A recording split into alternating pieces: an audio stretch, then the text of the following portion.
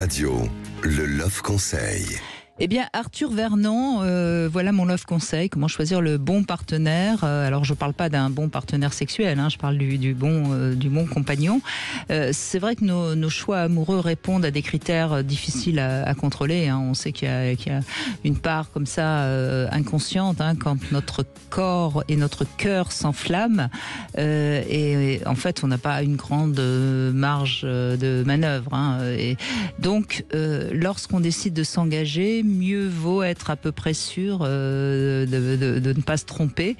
Et durant les 3 premiers mois, en règle générale, à cause de nos fameuses hormones, il peut s'avérer tout à fait impossible de juger quoi que ce soit. Et tout indice négatif est souvent noyé dans le flot de nos émotions totalement exacerbées.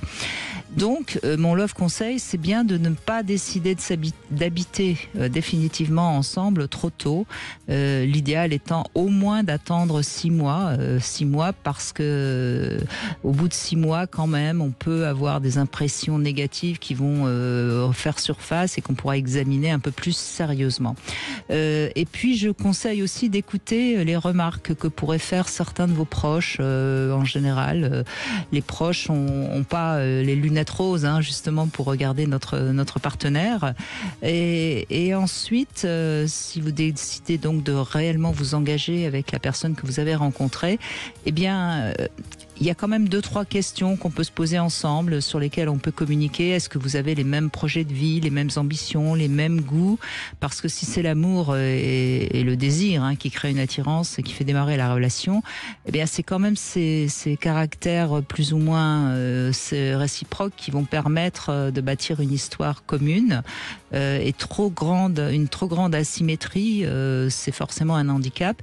De même que si sexuellement ça ne va pas vraiment extraordinairement bien, eh bien, ne pensez pas que ça va s'arranger. J'entends souvent, quand je pose la question, mais est-ce que c'était bien au début? Non, mais je pensais que ça s'arrangerait. Non, un obsédé sexuel ne pourra pas être heureux avec une femme frigide, Arthur Vernon.